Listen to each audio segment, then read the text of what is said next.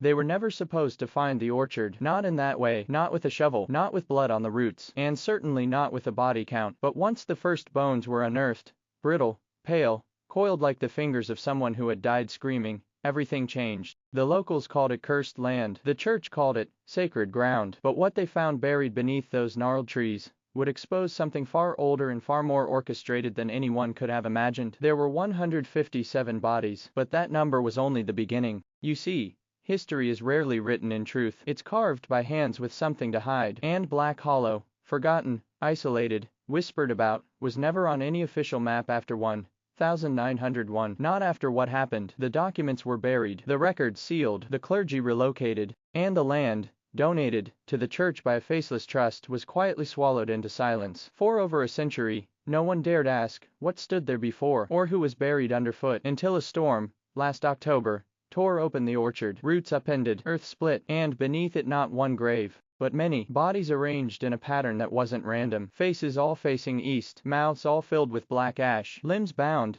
not by time, but by something ritualistic, calculated. The local sheriff described it like this: "It felt like we dug up a secret we were never meant to survive knowing." This video is not just about the dead, it's about who put them there, and why no one stopped it. Because buried beneath Black Hollow isn't just a forgotten crime, it's a roadmap, a glimpse into a hidden network of control, manipulation, and ancient alliances that still influence everything we're told is real. Religion, law, memory. This is not history, this is a warning. And the deeper we go, the more you'll realize some tragedies aren't forgotten by accident. They're hidden because remembering them would destroy the lies we live by. There's a silence that lingers in Black Hollow, not the peaceful kind, the oppressive kind. Like the air itself is holding its breath, remembering things that no human voice was ever meant to repeat. That silence is the first thing investigators noted when they stepped past the orchard gates. No birdsong, no insects, just wine circling, as if even nature recoiled from what was buried here. You've been taught to believe in coincidences, but nothing about this place was accidental. The orchard, once belonging to St. Lauria's parish, was planted in 1847, a strange date, if you know your history. That was the year a sickness swept through the valley. Though no medical journal ever named it, people died, but not of fever. They disappeared. And yet, the church reported record growth, new land, new converts, and one more thing no one questioned: the building of the subterranean chamber. A crypt, they said, but no one was ever buried in it officially. What was it for? One map, salvaged from a ruined diocesan archive, showed something chilling. The original plans for the orchard had nothing to do with fruit. The tree placements followed a sigil, an ancient pattern traced back to Gnostic rituals, predating Christ himself. The trees were planted with purpose, to cover the points, to hide the geometry, to bury the altar. Whoever designed it understood something forbidden: how to harness energy through suffering, through sacrifice. The orchard was the final seal. That would explain why the bodies weren't random. Children, women, men, carefully selected, documented in a ledger no one was meant to open. But someone did. A groundskeeper named Elias Thorne found it in 1974, hidden in the old prayer room beneath the floorboards. He turned it in to a local historian. 3 weeks later, both were found drowned in the church well, their lungs filled with soil, not water, and the ledger gone. But this is where it gets worse, because a second orchard, identical in shape and planting, was discovered halfway across the country. Same church, same trust, same silence. This is not about a single tragedy. This is a blueprint, one meant to be repeated. There's something you need to understand. Most men never get this far. They turn back at the first hint of discomfort. They laugh off what they can't comprehend. But you're still here. That means something. That means you've already felt it, haven't you? That scratching at the edges of your awareness, the sense that something beneath the surface of our world isn't just wrong, it's engineered to be. Let's go deeper. The name, Black Hollow, isn't original. It's a recycled code used throughout church documentation for over 300 years. From rural Pennsylvania to the damp cliffs of Oregon, Black Hollow has appeared in over 17 land deeds tied to churches no longer standing, each one with a consistent pattern: remote location, rapid congregation growth, sudden collapse, and no surviving records. This isn't coincidence, it's protocol. You see, the orchard was only the final phase. Before it, there was the call room. That's what parishioners called the sealed space beneath St. Lauria's chapel. No one spoke of what happened there, but survivors, few and ruined, spoke of chanting not in Latin, but a Proto-Aramic dialect lost to history. Words meant not to praise, but to invoke. The psychological pattern was always the same: spiritual elevation, extreme fasting, isolation, then collapse into obedience. Cult. No, that's too small a word. This was institutional possession, approved, financed, and covered. And here's the detail you won't forget. When the first body was exhumed in 2021, its hands weren't crossed in prayer. They were tied behind its back, fingers broken one by one, each joint. 17 times this was found. Men, women, even children. So what were they doing before they died? Why were they bound? And why, despite over a century of burial, were their eyes still wide open? Eyewitness reports say the coroner stopped halfway through the third day of autopsies, not from fatigue but fear. He refused to touch the final coffin. He said it wasn't empty, it was waiting. There's a silence inside those wooden boxes that hums if you listen closely. It's not death, it's containment, and containment never lasts. What you've been told about history is scaffolding, meant to hold your mind in place, not to educate you, but to prevent you from ever asking the question, what was removed? Because that's where truth hides, in the redacted, the erased, the conveniently forgotten. Black Hollow wasn't buried because it failed, it was buried because it worked too well. In 1892, just 5 years before the orchard's last bloom, something happened. Locals stopped speaking aloud near the chapel. Farmers abandoned their fields at dusk. Children wouldn't even look in its direction. And yet, each Sunday, the pews were full, filled with silent, wide-eyed worshippers who seemed less like a congregation and more like prisoners obeying an unseen command. One diary from that time, confiscated and hidden in diocesan archives, describes it like this: there is a sound beneath the floorboards, not wood, not earth, a rhythm like breath or wings. It sings only when we pray too loud. You see, they weren't praying to something above. They were trying to keep something below asleep, but they failed. That spring,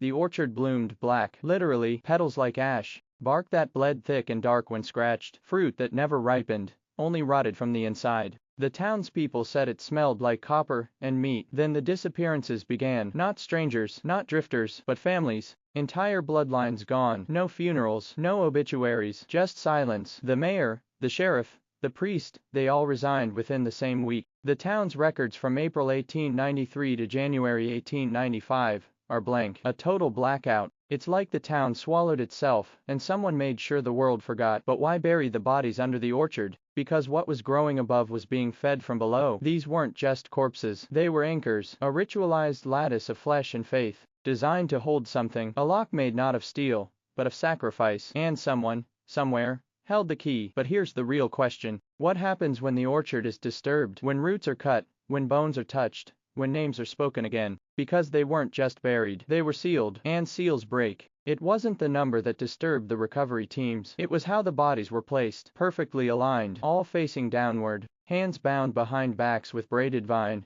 their mouths filled with blackened pomegranate seeds, hundreds of them, as if whoever buried them knew that silence wasn't enough. They had to be kept from speaking even in death. Not one body was left with eyes, not gouged, removed, surgically, symmetrically, like someone needed them elsewhere. There were no coffins, no clothes, no signs of disease, plague, or famine. And yet, not a single scream, not a single mark of resistance, as if they'd gone willingly, or worse, been made to believe they must. That orchard was not a graveyard, it was a mechanism, a bio-spiritual device engineered for containment and communion. Something ancient, something that predates the church, but that the church learned to use, not to protect you, but to protect itself. Understand this: Black Hollow was never about a town, it was about a threshold, a place where something made contact, not metaphorically, physically, an incursion, a leak in the membrane we mistake for reality. And to plug that leak, they needed sacrifice, ritual, pattern. What we call evil doesn't wear horns, it wears robes, it recites doctrine, it speaks softly through sermons and statutes, but its hands are always bloody. The orchard was its altar, the bodies its tax.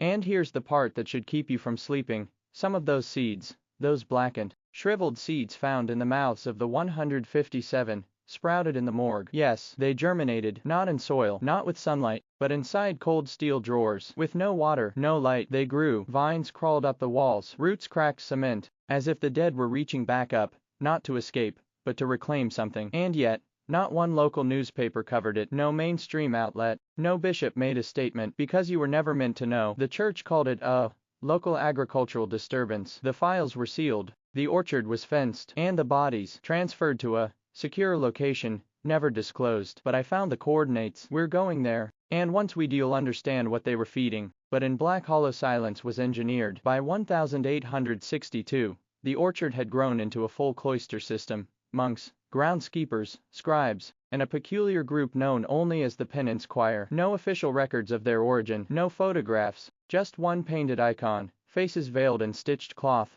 mouths covered, eyes burned out with ink. They never spoke, they only listened. And what they listened to is the reason 157 bodies now rot beneath fruit-bearing trees. You see, something lived under the orchard, or more accurately, it listened through it. Like bone conducts sound, this thing, whatever it was, moved not with limbs but with intention. It used sound the way we use breath, not to communicate, but to command. It was described in Latin texts as vox subterranea, the voice beneath. And the penance choir. They were not praying, they were absorbing. They sat in a ring underground for hours at a time, still as stone, allowing the vibrations of the earth to enter their chests, their skulls, until their minds weren't their own anymore, until they were transmitters. Flesh and faith turned into frequency. And then came the first disappearances. 10 villagers, all within a week. Then 3 altar boys. Then one priest, Father Arrett, who was found hanging upside down from the bell tower with no blood in his body, not drained, removed, cell by cell, every vein perfectly intact. The church called it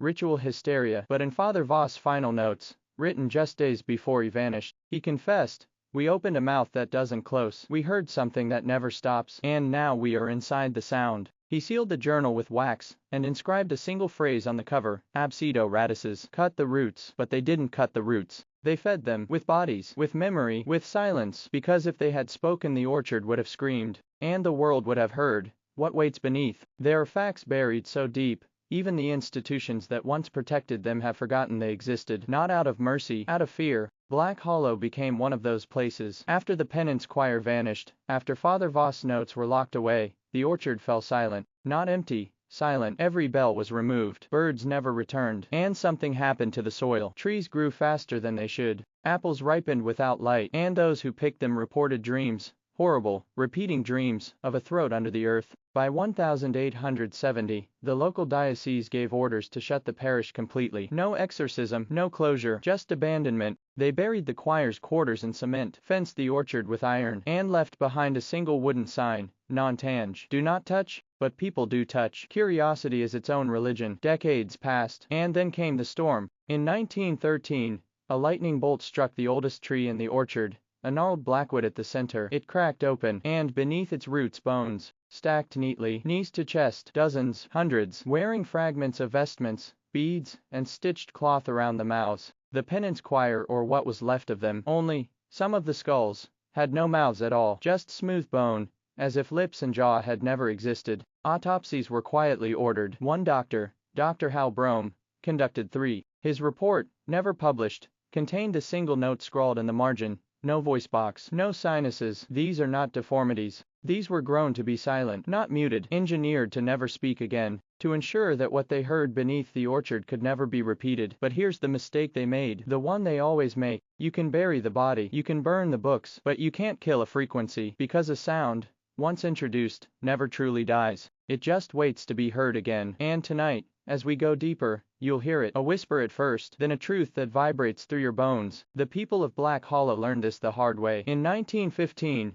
2 years after the storm cracked open the tree, an attempt was made to exhume the orchard. Officials from the State Historical Board, accompanied by clergy and a team of laborers, arrived under orders to investigate the full extent of what lay buried. They dug for 11 hours, found 41 more skeletons, all buried in the fetal position, all yawless, some bound in rusted wire. But something else was found, too, something they weren't expecting. A pit, 7 feet wide, 9 feet deep, lined in stones engraved with non-Latin characters. Beneath the rocks, they uncovered a chamber filled with soil that shimmered like glass, and at the center a bell, but not made of bronze. This one was carved entirely from a single piece of black bone, too large to come from any human, and too smooth to be natural. No seams, no inscriptions, just cold, dead mass. When they tried to lift it, it rang. No one touched it, no one struck it, but every man present swore they heard it, a single, humming toll that didn't vibrate in the air, but in their spines. 4 men collapsed. One began screaming in Greek, a language he didn't speak. The priest vomited blood and passed out. He never recovered his speech. The team fled.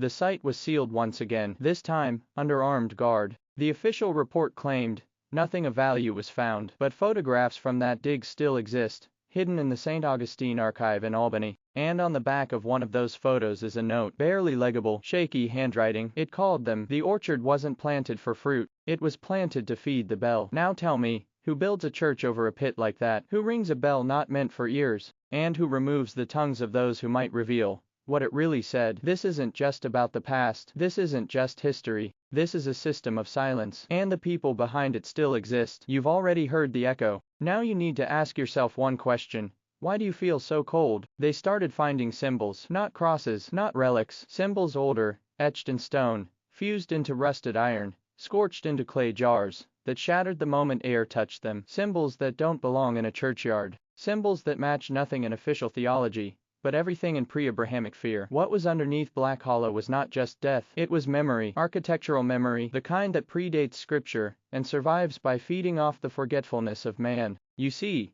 power doesn't need to erase history if it can bury it beneath a more acceptable lie. The orchard wasn't the first layer, it was the last. Beneath the roots, beneath the bones, was something deeper. Stone corridors, arched and narrow, hand-dug and sealed with mortar mixed with crushed shells and blood. Not metaphorically, the lab tests confirmed it. And in those corridors, altars, crude, unpolished, burned black with ash and soot. And behind each, carvings of figures without eyes, mouths wide open, hands turned inward. Always inward, not to bless, to bind. They weren't praying, they were sealing. But the question is, what? A journal was found in a locked drawer inside the parish tower, leather-bound, pages missing, the handwriting unsteady. It was signed simply, Pater Lucian. He wrote of the hunger beneath the orchard, and how the children cry louder in spring. He described dreams of a figure watching from behind the pear trees, not moving, not blinking, just waiting for the 13th bell. He claimed the fruit should never be eaten, that once it enters the blood, the pact is refreshed. And here's where it gets irreversible. That same pear jam, it was served at local communion feasts for decades, without question, without scrutiny, made from trees nourished by innocence and watered with something unspoken. How do you explain that? How do you come back from knowing that every sweet taste